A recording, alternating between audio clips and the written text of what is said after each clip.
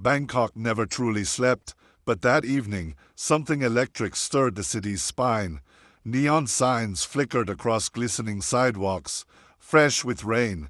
The scent of sizzling chicken skewers curled through the alleys, mingling with plumes of incense from nearby temple shrines. Motorbikes buzzed past like fireflies, weaving between tuk-tuks and tourists. Towering glass buildings rose behind crumbling temples, ancient spirit houses standing guard beside LED-lit billboards. In a quiet corner of this chaos, one man slipped in unnoticed. Keanu Reeves. No bodyguards, no announcements, just a hoodie, jeans, and worn boots. He kept his head low as he entered the Muay Thai arena, tucked on the city's edge, its faded walls echoing with history and sweat. He had not come for a role or a photo op.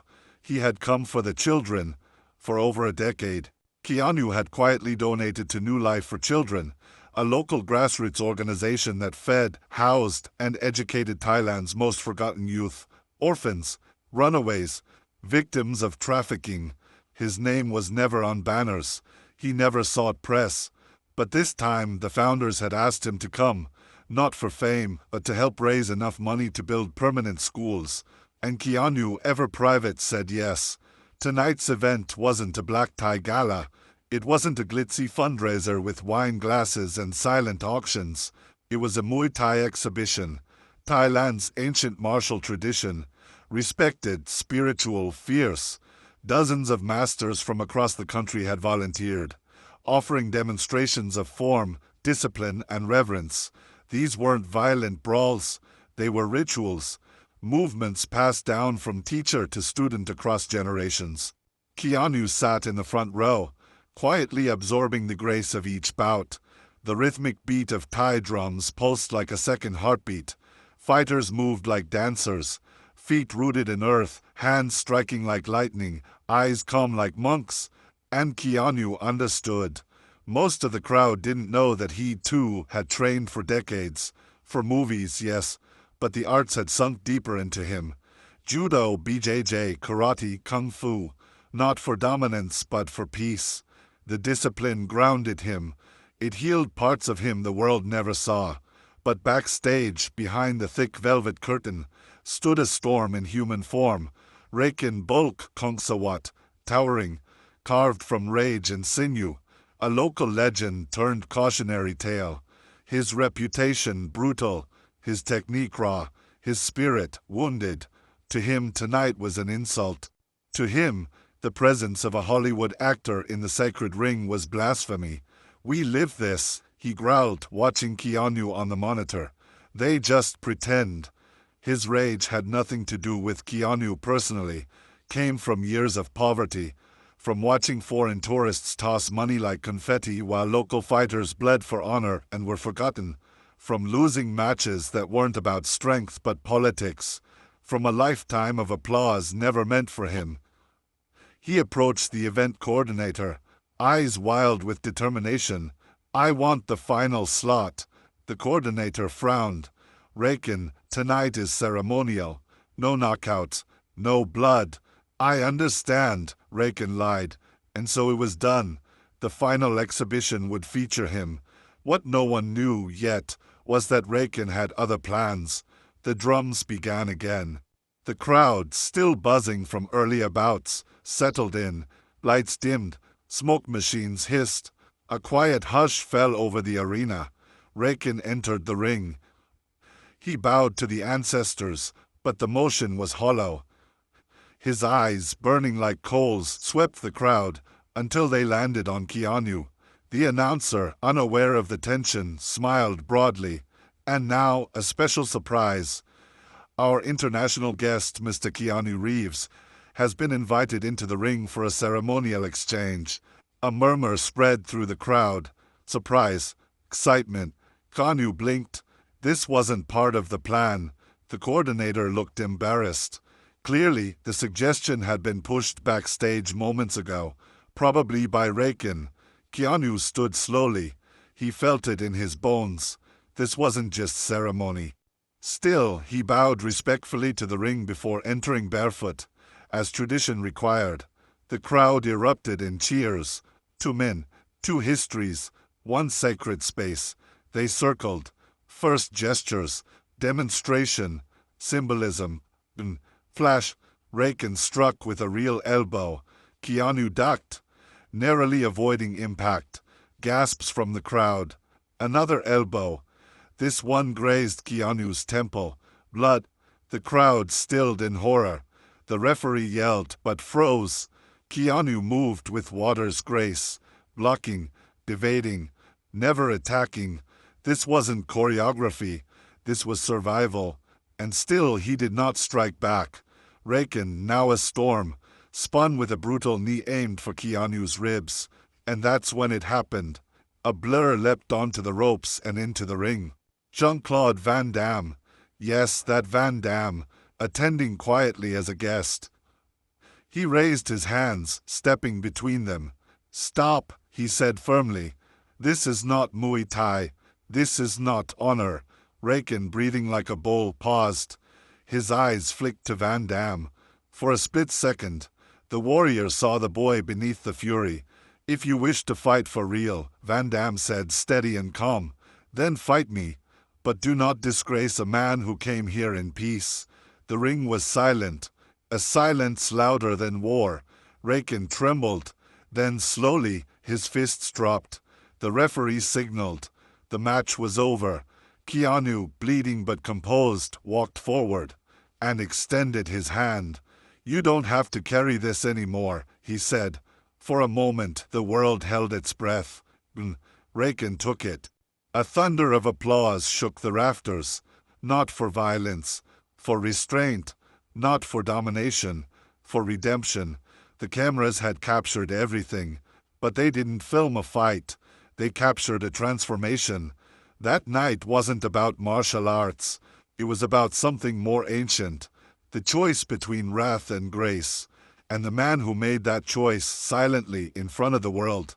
By morning, the footage had already spread across the globe. But it wasn't the elbow strike that went viral. It was the handshake. Clips of Keanu extending his hand. Blood dripping down his temple. Filled every feed. From Twitter to TikTok, news networks to think tanks. But this wasn't the kind of virality that fades in days. This was the kind that ignites movements. Journalists struggled to describe it. Was it humility? Was it strength? Therapists, psychologists, and trauma counselors flooded newsrooms, panels, and podcasts. "He didn't just de-escalate a fight," said one psychologist. "He interrupted a cycle of generational rage." A Buddhist monk in Chiang Mai spoke to a crowd that gathered overnight. "True Muay Thai is not about fists, it is about spirit." Tonight, Keanu honored our ancestors more than many of our own. Even the Thai royal family issued a rare public statement. "We thank Mr. Reeves for honoring our culture with humility and grace." Meanwhile, Keanu quietly left the arena. No interviews, no statements. The world had already spoken, but the ripples hadn't stopped. 1 week later, Raken appeared on national television. Not in chains, not in hiding, in humility. He sat before millions. His posture was soft, his voice shook. "I have lived with anger for a long time," he began. "Poverty, rejection, invisibility. I saw Keanu as a symbol of everything I resented, and I tried to break him." He paused, holding back tears. But he didn't fight back. He offered me something I didn't think I deserved: forgiveness. And then, "I am sorry." That was all. But it changed everything. Within a month, Raken had reopened his old gym in the poorest district of Bangkok. But it wasn't a fight club anymore. It was a school for healing. Free Muay Thai classes for at-risk youth. Meditation, counseling, conflict de-escalation. He called it "The Hand That Reaches," painted across the entrance. A mural of that moment, Keanu's outstretched hand. Underneath, "True power lies in mercy." The idea caught fire. Soon, similar schools popped up across Southeast Asia. In Manila, a former gang leader opened one. In Mumbai, an ex-soldier did the same. In Nairobi, in Rio, In Detroit, the curriculum, discipline, control, emotional literacy, grace under fire.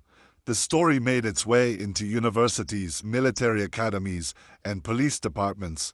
In Chicago, a precinct launched the Keanu Protocol, a training program that focused on empathy in crisis. In Berlin, officers watched footage of the handshake during de-escalation drills. In Tel Aviv, a peace initiative between former enemies used the moment as a teaching tool. One headline read, "The peace heard round the world."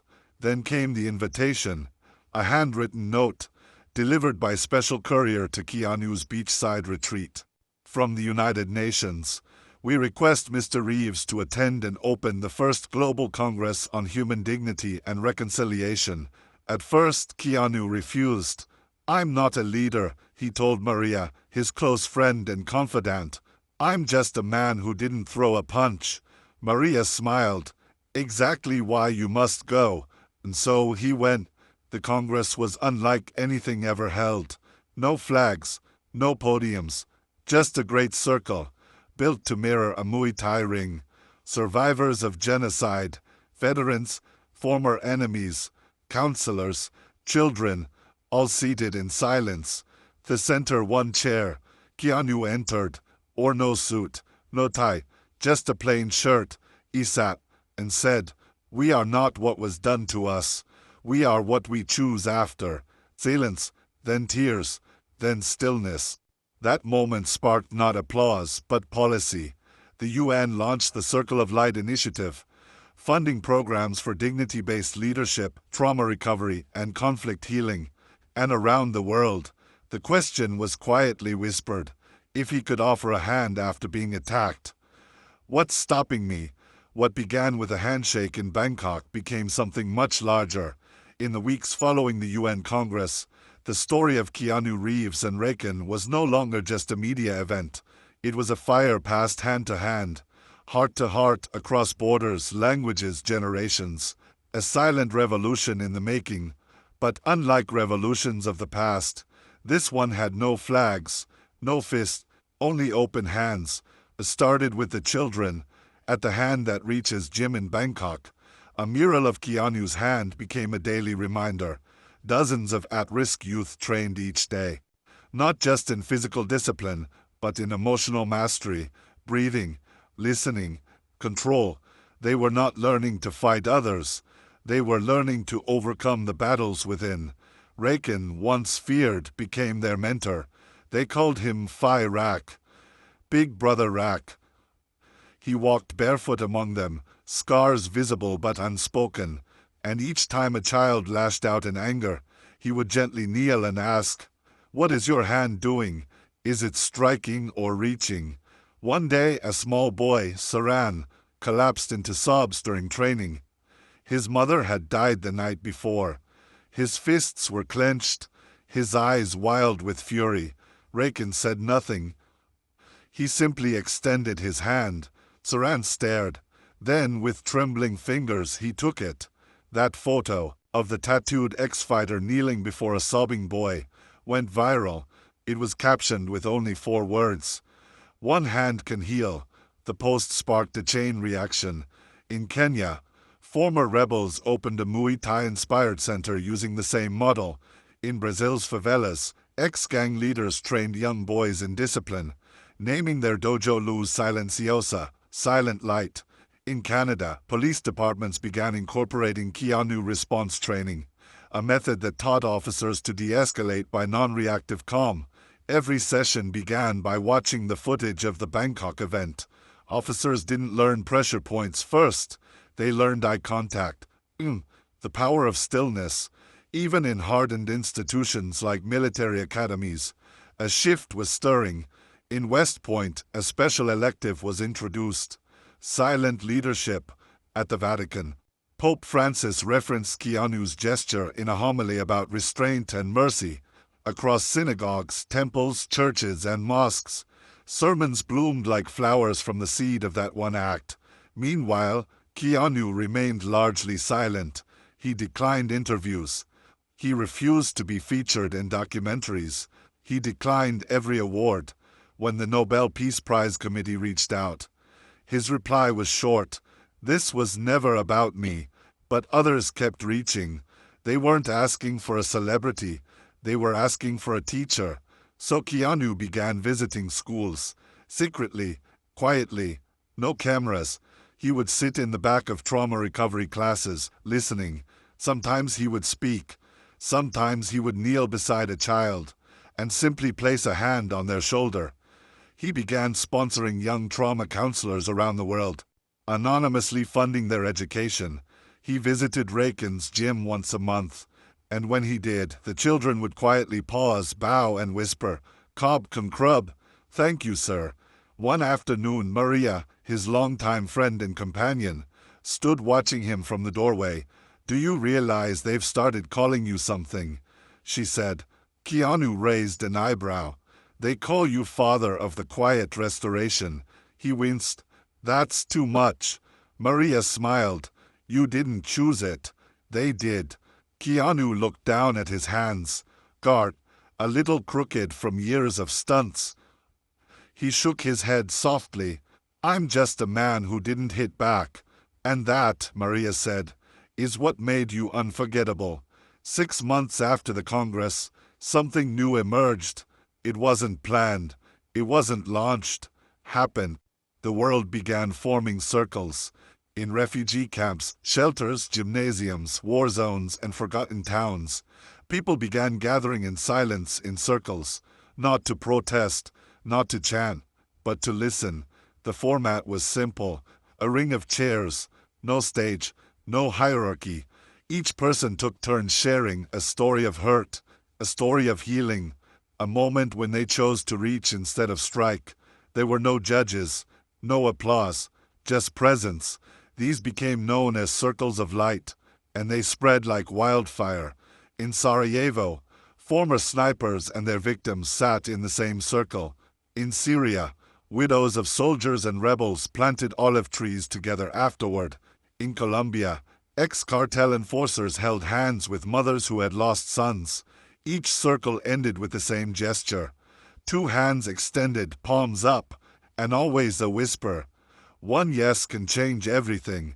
By the end of that year, over 80 countries reported holding official Circles of Light events. More than 2 million people had attended. And still, Keanu refused to lead. He stayed in the background, but his presence, even in silence, became the compass.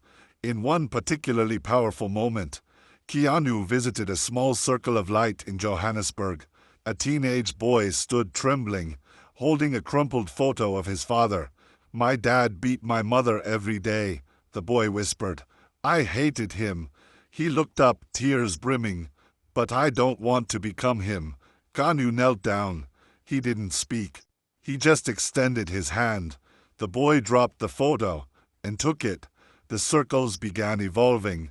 Healing centers sprung up around them, counseling programs, peer mentors, conflict mediation training. Eventually, a new kind of school model emerged, designed entirely around emotional intelligence, dignity, and self-regulation. They were called restoration academies. By year 2, 47 countries had adopted pilot programs. But the most unexpected shift came in politics.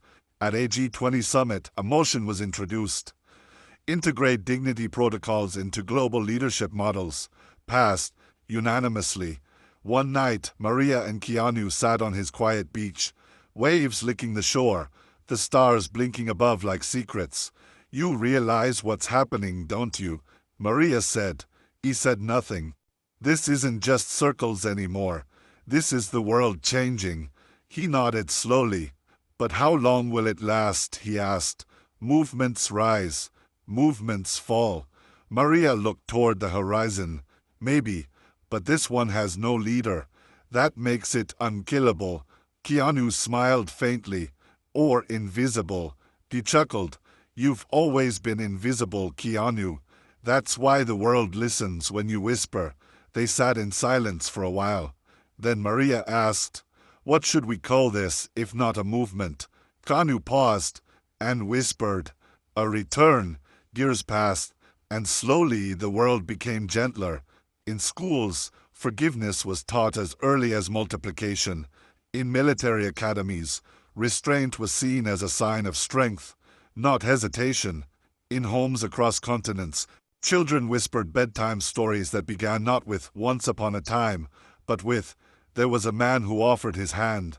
The quiet restoration, as it came to be known, wasn't a fad, was a way of life, until the world broke again. But this time not by war, not by hatred, by nature. And nature was indifferent. Started quietly. Bad harvest season.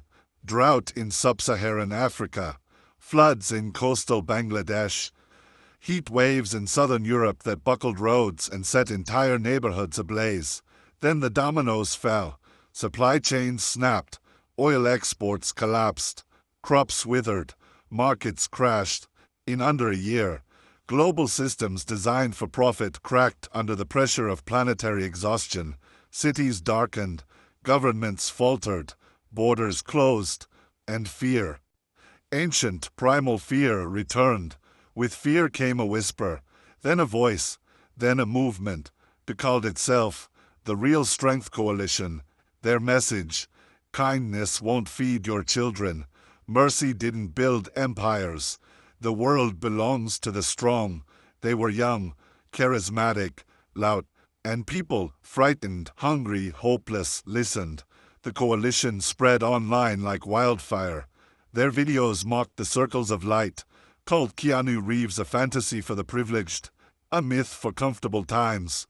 Try offering peace when your stomach is empty, one viral clip said, over images of burning towns. They recruited aggressively, targeting disenfranchised youth, displaced workers, veterans abandoned by their states. Their message was seductive in its simplicity. Survival first, kindness later. And for the first time since the Restoration began, humanity began to fracture again. In some regions, circles of light were raided. Statues of peace activists were defaced. Raiken's gym in Bangkok was torched. In Chicago, 2 police officers were suspended for refusing to use force. Their department cited a need for assertive control during crisis. Whispers turned to questions. Maybe Keanu was wrong. On a windswept beach, now battered by salt storms and sea level rise, Keanu Reeves sat watching the waves. He was nearly 90 now, his face lined, his hands thinner, his shoulders smaller, but his eyes the same steady stillness. Maria visited him often, her hair silver now, her stride slower, but her fire intact. She stood beside him, clutching a tablet filled with headlines. "They're tearing it down, Keanu," she said quietly. "Everything. The work, the schools, the circles. You see it, don't you?" He nodded. "Kindness," he said, "must be chosen every day, especially when it's hardest." "But they're louder," she whispered. "Anger is faster." He looked at her, but not deeper. She blinked. "Louder things fall first," he continued. "We don't respond with volume. We respond with roots." The Council of Restoration, now global and interfaith, convened an emergency summit. But this time they didn't invite world leaders. They invited the healed. A former child soldier from Sierra Leone, a police officer from Chicago who taught nonviolence in schools, a single mother from Syria who turned her home into a shelter, and a young man from Bangkok. Saran, once the crying boy in Raiken's gym, now a full-grown counselor himself. They sat in a circle and asked the question, what do we do when the world forgets? The answer came not in strategy, but in story. And so the One Like campaign was born, had no logo, no slogan, no funding, only stories, millions of them, in video, in voice, in handwriting. Each started with pain, each ended with peace. A veteran holding the hand of a man he once aimed a gun at. A former addict hugging the son who once hated him. A young woman placing flowers on the grave of the man who killed her father and whispering, "I forgive you." Each story ended with the same phrase, "Kindness healed me." The coalition mocked it, but they couldn't match its depth. Their content trended, but One Light endured. Because while rage spread fast, healing sank roots. Audiences didn't share the forgiveness stories out of outrage. They shared them through tears. 1 month in, over 100 million videos were uploaded. And then, crack, one of the top influencers of the Real Strength Coalition defected live. He sat shaking in a bare room. No edits, no filters. I sold anger, he said. It made me rich. But my son stopped talking to me. His voice cracked. I watched one of the One Light videos. A boy forgiving his mother's killer. He wiped his eyes. I couldn't stop crying. He stared into the lens. I don't want to be strong anymore. I want to be whole. Within days, other defections followed. The Real Strength Coalition, built on fear, collapsed. Not with bullets, with surrender. The world exhaled, but the lesson lingered. Even kindness must be defended, not with fists, but with reminders. And so a new generation rose, not louder but wiser. They wore no uniforms, carried no banners, only stories, only open hands. The silent army of light they were called. And in refugee camps they built community kitchens. In collapsing cities they protected supply lines without guns. In once violent towns, they reopened schools as shelters for strangers. And in the ruins of what almost was war, they planted seeds. Literally, Keanu watched from afar. He rarely traveled now. But when the first silent army outpost opened in Nepal, a makeshift school built from scrap and hope, he recorded one final video, his hair white, his voice soft. The world shook, and you didn't shatter. He paused. You held each other. Another pause. In darkness, light matters more. That video played across the globe. And as the crisis faded and resources stabilized and markets repaired, the story was clear. Humanity had passed its test, and not because of any one leader, but because millions remembered what one man once showed. A hand extended, a mercy given. The storm had passed. Not just the environmental collapse, not just the rage movement, but the fear that once threatened to unmake humanity. In its place, silence, gentle, watchful, sacred silence, the kind that arrives after mourning or after understanding. Years had passed, and the world was stronger. Not louder, not wealthier, not faster, just stronger in the quiet way that matters. The quiet restoration had outlived doubt, had survived collapse, and now people wanted to ensure it would outlive Keanu too. But how do you honor someone who never asked for credit, who refused statues, who answered every award with the same words? It's not about me. They found the answer not in tribute, but in continuation.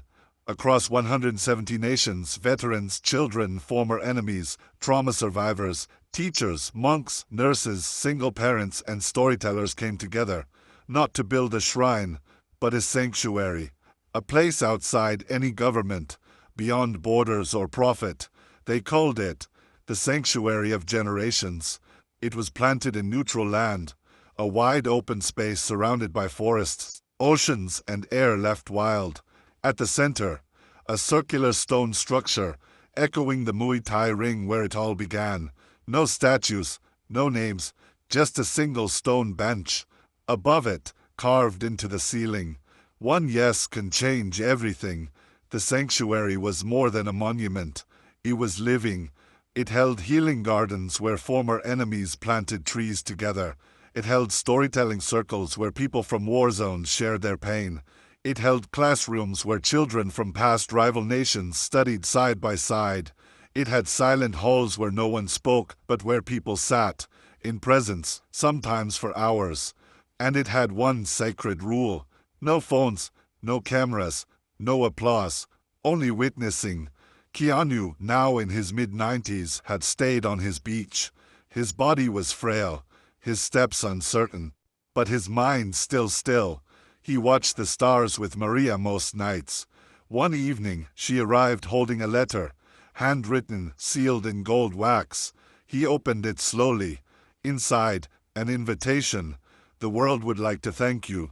not with an award but with their presence. Will you visit the sanctuary of generations? He folded the letter, exhaled slowly. They still don't get it, he whispered. Maria smiled. Maybe they do. That's why they're not building a statue. They're building a place where your choice can live forever. He was quiet for a long time, then nodded once. I'll go, not to be seen, but to see. When Keanu arrived, there were no reporters, no cameras, only people. Thousands of them, from every walk of life, lining the forest path in silence as he passed. Some wept, some smiled. Some reached out just to touch his shoulder, not as fans but as family. Children escorted him, children who had once been rescued from war, hunger, trauma, now grown, now leading. They explained each part of the sanctuary.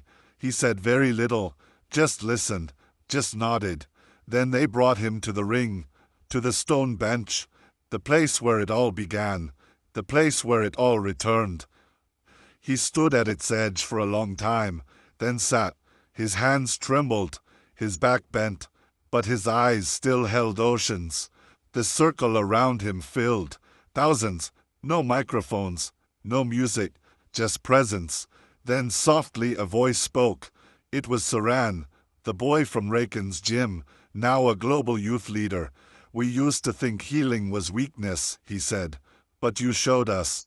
Healing is the greatest strength of all. Another voice joined. A woman who had once lost her entire family to civil war. You never tried to lead us, she said. That's why we followed you. A young girl, no older than 5, stepped into the circle holding a tiny plant. She walked up to Keanu, shy, trembling. This is from a tree that almost went extinct during the floods, she said. Will you plant it with me? Keanu smiled.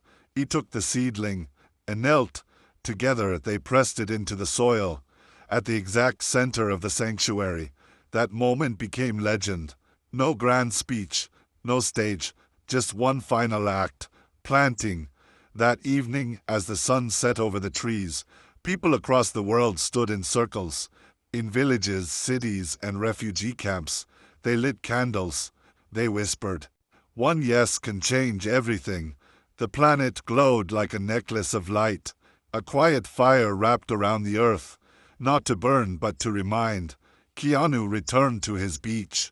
Maria was there waiting as always. He sat beside her, watched the tide roll in.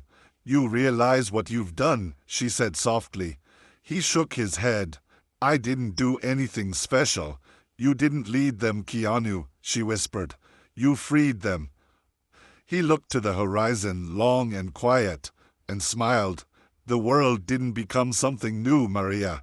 It became what it always could have been. I just reminded it. It had a choice. They watched the stars. They listened to the waves. Then slowly Keanu closed his eyes and rested. The world did not mourn loudly. No state funerals. No grand parades. Instead, billions gathered in quiet circles. They lit candles. They shared stories. Not about the man, but about the moment. The one moment that taught them. Peace isn't given, it's chosen, over and over again. In the years that followed, children were taught not just who Keanu Reeves was, but why what he did mattered.